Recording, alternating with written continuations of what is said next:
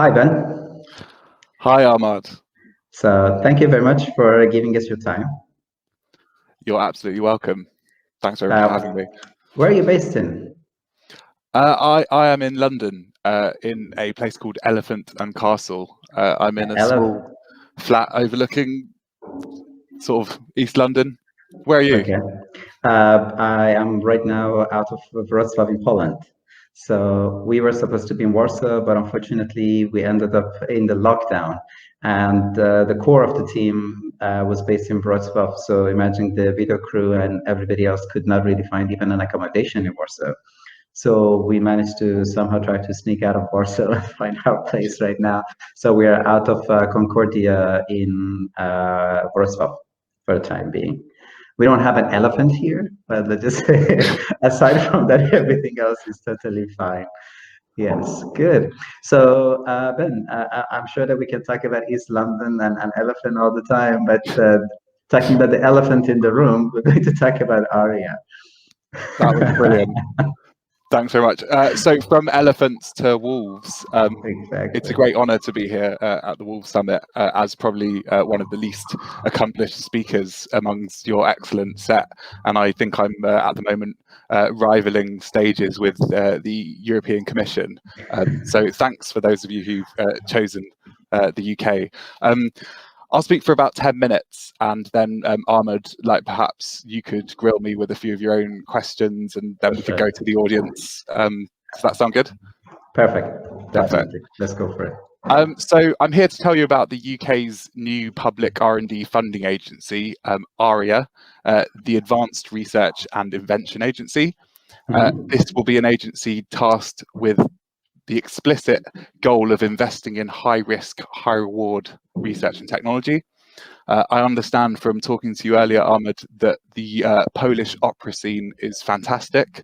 So I'm sure many on the call will understand the significance of the acronym ARIA.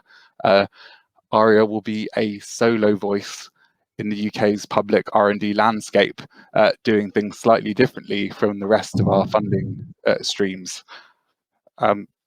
So I've tried to sort of express that through this little graphic. So UK Research and Innovation is our big research funder in the UK. It supports thousands of researchers across thousands of businesses, universities and startups with a yearly budget of around £8 billion. This portfolio... I'm sorry just to stop you, but just want to make sure that, do you want to share your presentations or this is the part that... Oh yeah, sorry, yeah. Can you not see my presentation? Sorry no, about that's that. what I was thinking, that there's definitely supposed to be a presentation somewhere. No problem. Sorry about that. Let me know when you can see it. Perfect. Yes, now I can see the UFOs and everything else. Perfect. So just before you missed it, this was my intro slide, but I'll give you my email address again at the end so you can share that. So big spaceship here is UKRI. It supports thousands of researchers, doing everything from physics to philosophy, supporting businesses with innovation, and supporting the government's top priorities like COVID and achieving net zero. ARIA, this little UFO in the corner, will be a separate entity that has certain specific unique features, which I'm going to talk to you about today. So as I said, ARIA will be a high-risk, high-reward agency, and this sort of takes inspiration from the ARPA model in the US in the 50s and 60s, which is now, of course, the DARPA model, the Defense Advanced Research Projects Agency. Like DARPA, we're looking to only fund projects where the impact to society is truly transformative, funding new technologies which create new industries or disrupt current ones. ARIA is going to have flexibility to fund using a range of different mechanisms, prizes, seed grants, taking equity, and partnering with private sources of capital. And we're hoping that it also explores hybrid models which create different sorts sorts of incentives amongst researchers, using a combination of these methods. We want ARIA to be lean, like one of the startups perhaps in the audience today. We want funding decisions to be quick and not get snarled up in government bureaucracy. In the UK, we're currently reflecting on the great successes of the vaccine rollout, and we feel it demonstrates that governments can fund science quickly. So that's what we hope to do with ARIA. These second set of points on empowering scientists and recruiting the best talent, I think I'll take in my next slide, where I discuss a bit more detail on the operations of ARIA.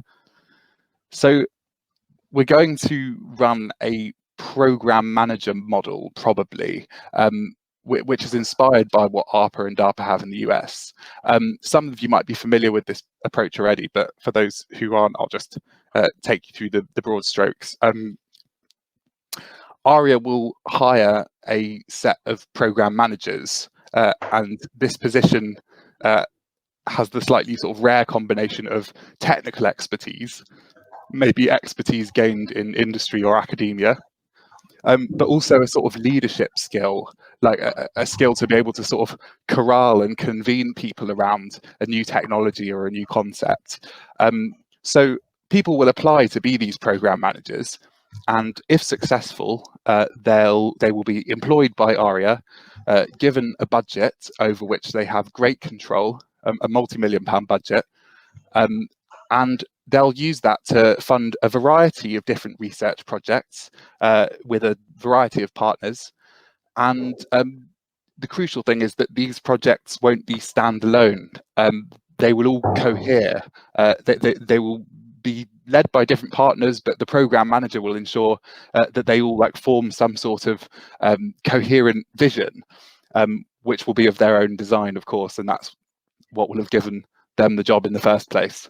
So, if my vision is to create a new jetpack, I might have, like a Polish university looking at materials science. I might have a university in Glasgow looking at, the health and safety of personal air travel. I might have, a startup in America who's also involved, and the program manager's job is to sort of convene and collect all these projects together, and embed a sort of systemic approach to funding a new technology.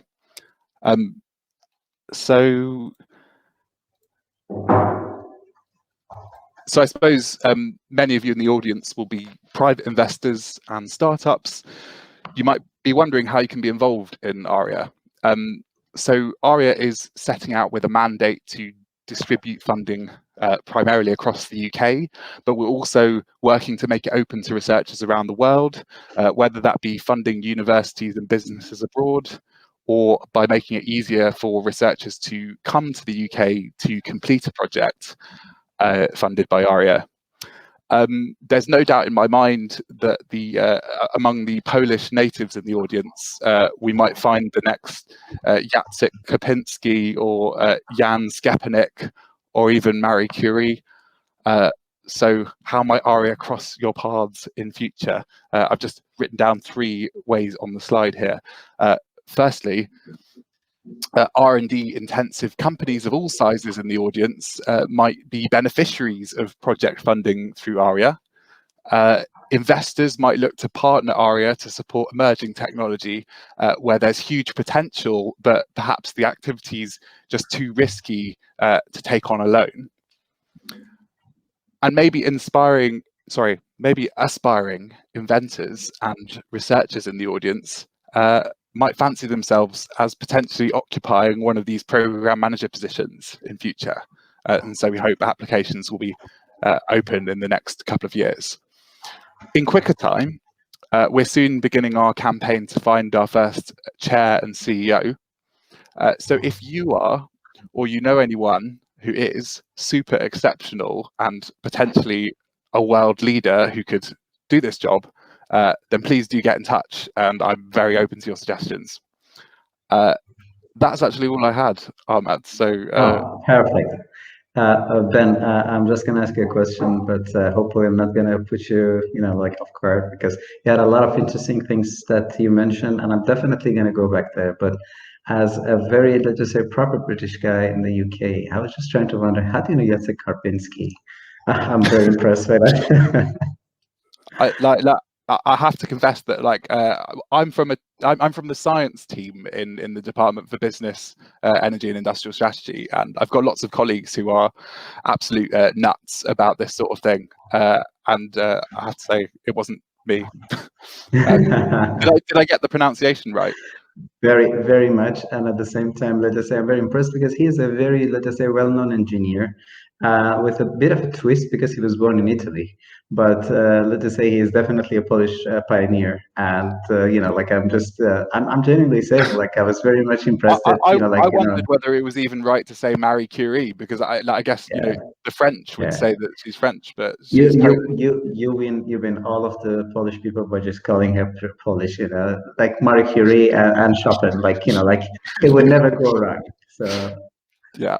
just good job on that one. So, but going back to what you said, because to be honest, I really also like your graphics because there was really like this solo voice in R&D that was really to the point. But what I was trying to understand is that do you mainly work with universities or also with startups? So, so I mentioned this program manager model. Yes. What we expect is that these program managers will fund projects through both, and sometimes in combinations of the two. So, so if you imagine do you use the technology readiness spectrum? Will your audience be familiar with that idea? Of sort of, Let's just say more technology-oriented people would definitely do that. Yes. I guess I conceive a spectrum from pure basic research to commercialized technology, and in between the two, sort of a sort of valley of death, a sort of nexus of where scientific ideas become technological ideas, and then commercialized technologies, etc. Yeah. I think for a particular program, you might expect there to be lots of activity across the continuum. So you might have universities doing, as I said in my jetpack example, new material science, which is basic research and would fit best in a university. But then you might have, as part of the same program, happening, in parallel, some more commercial focused activities undertaken by a business or a consortia of businesses. Okay. I mean, I'm mainly mentioning because let me just give you a few examples. So, for example, like Poland is pretty advanced in graphene creation. Poland is pretty advanced in even self-driving airplanes and drones. Poland right now is having one of the most advanced Hyperloop projects worldwide. To be honest, also our audience are a bit, let's just say, wider than Poland, but because like I'm mainly based in Poland, so like most of my projects and like people that I know at least are in Central Eastern Europe. And one of the problems that they have is mainly, let's just say, you mentioned DARPA, like they have very limited funding. And if you really want to do something that is going to be in a level that is going to be as big as, let's just say, DARPA of some sort, the real problem would be that they cannot run with small round of investment. They have to have something big. And also just a small joke in the middle, because I was wondering if you're going to go with the project Manhattan or going with DARPA. And I was like, because, yeah. Sorry, so just to clarify that, are you saying that you're saying projects are too small to be considered by DARPA, or that DARPA's funding is too small? No, I'm just saying they are not looking at the European projects at all. You know what I mean? I'm just saying because of that, even let's just say if these projects would like to relocate, they basically would need to first have a scouting team that would look at them. And I was wondering if you're basically the project managers are somehow, even if they would need a relocation, would look at the Central European startups as an option. Because I just gave you some very, let's just say, realistic cases to see if these people can somehow try to reach you even right after the call. I think it's a very perceptive thought, and I think because we're in an early stage at the moment, like, you know, maybe now's not the time for everyone to start getting in touch with me with their projects. That will be for the independent ARIA to select for themselves once it's up and running. So I guess one point there is like, plug for projects now, it's probably not the time, but like, will ARIA in future be looking wider than just the UK, for instance, to Europe, to Poland, to find new project ideas, to find new program managers? I hope the answer is yes. There's a disanalogy between the UK and America in terms of size and scale. America, DARPA has basically an inbuilt customer for its technologies, which is the US Department for Defense. We're not setting up ARIA with a defense remit, and even if it were to do any defense technologies, the Ministry of Defence in the UK isn't big enough to support the demand there. So we're giving it a broader remit. We want it to do sort of transformational technologies where we're not really setting the boundary of that as being defence. And so, given the size of our country, we I think inevitably will have to look internationally to get top talent and get the best ideas. So I'm trying to work hard at the moment to sort of smooth the barriers that allow us to look internationally. So if people go to beis.gov.uk, can they find all the information that you shared right now? I will. I'll pick that up with you, Ahmad, afterwards. I can put round a bit more information about ARIA, and it should have some more detail about like sort of our timelines here. That would be great. If I came back next year, maybe it'll be a different story. Maybe you'll be people in your audience straight away. But I think it's nice to be able to come and show you something in the early stages. And I mean, it's nice to hear the comments of people at events like this, because it sort of helps shape our thinking, and it's not too late to change some of these details, although it's quite late. To be honest, one of the things that I always have a problem, especially in Central Europe, is that people don't ask enough questions. And I'm not even sure how much of that is just because they're afraid of just maybe making a mistake, or maybe somehow, like they're afraid of maybe some strange feedbacks. So if you don't mind me just being too honest, like right now, the only question that I have is that they say that finally we have some nice jokes. So I just I think like, look, if I can like, like, if I can speak to the audience, like ask a question, like you will know more about your areas than I do. Like I'm literally 26 years old. Like I'm absolutely passionate about ARIA, but I'm sure I can learn from all of you if you have a comment. So please. No, but it's very interesting that let's just say, because one of the problems that I see in many startups is that they are too, let's just say, commercially viable. But when you really try to take a look at their scientific background, not maybe all of them would have the same, let's just say, competence. And the fact of really try to be research oriented and science oriented might be a very interesting, to say, point of view. But one thing that's like it's always very important is that, let's just say, you just say high risk, high reward, right? And let's just say the moment that you say high risk, then you can have a lot of different projects, right? Because like unfortunately in this part of the world, when it comes to investment, VCs are so, let's just say, careful about not choosing high risk projects, that there will be lots of high risk projects for you to grab. And I just wanted to know exactly how you can try to do that, because if that will be exactly what you do, I'm sure you're going to have lots of different ideas on the table.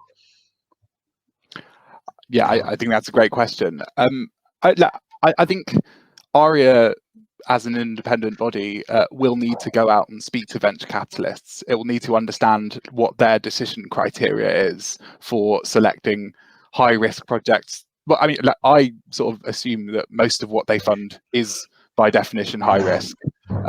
But like, yeah, like, what separates the wheat from the chaff there? Like, I think like maybe a distinction would be that a venture capitalist is looking for like a commercial return in a way that we as a government aren't. We're looking for a social return.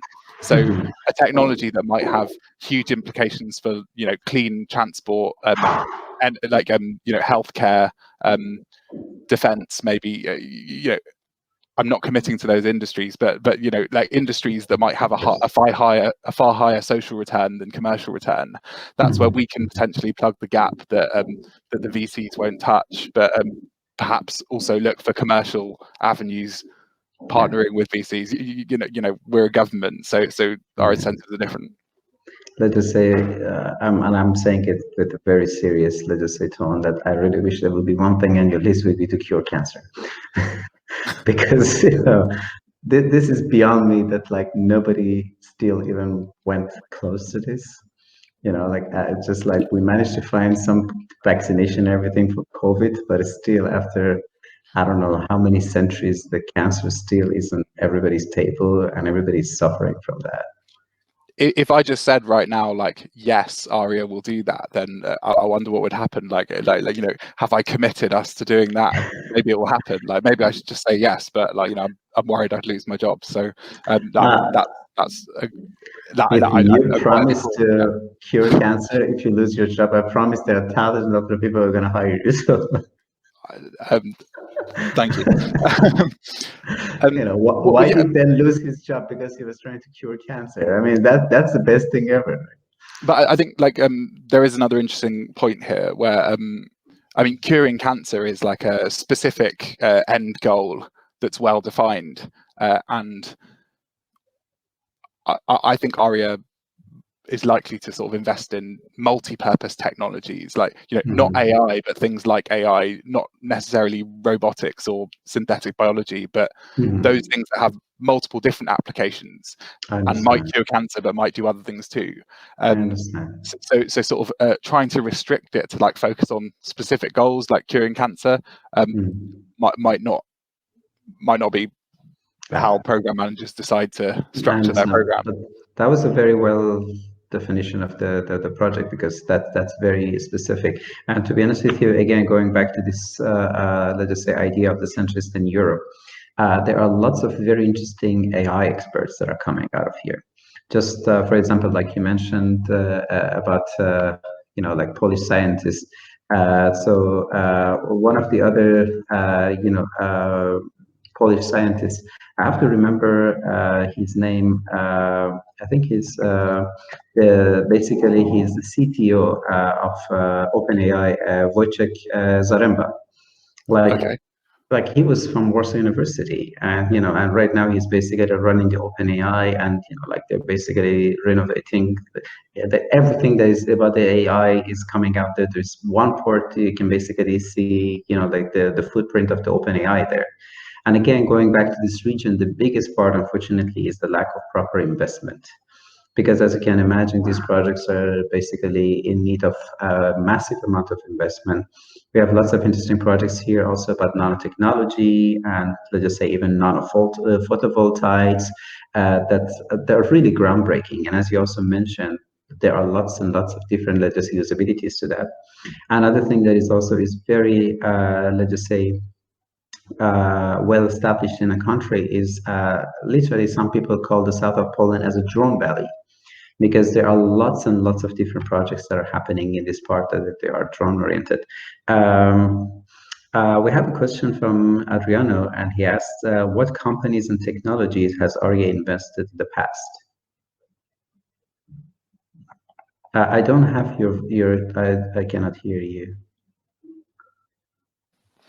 Hello, yes. Can you hear me now? Now, yes. Sorry about that. Simple answer to that one, Adriano. The body hasn't been set up yet. We're hoping to go live in 2022. So I'm merely giving a vision of what we hope for. Yeah. I mean, if you don't mind, I can also tell you even the history behind our call.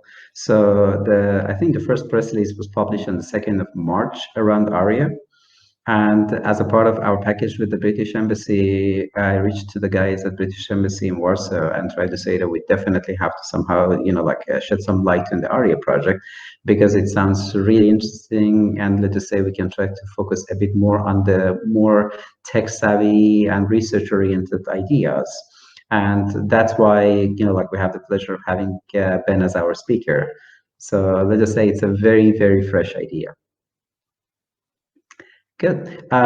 So look, because let's just say we have something around like 2, 3 minutes, and I'm sure that as a person that you're really enthusiastic about your project and everything that is happening around it. Is there anything else that people need to know about the project?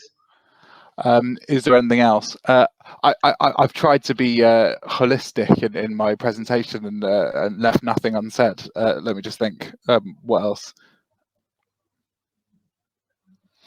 I think I think it's that this government's really thinking hard across the board about how we can be less bureaucratic in science funding. Anyone in the audience who has some sort of research background or has tried to apply for a government grant or an EU grant might have sort of felt frustrations with how long it takes. And I feel like in the ARIA team and across the board, in Bays, in the business department in the UK, we sort of understand that motive and we're trying our best. And ARIA is just one flagship of that agenda.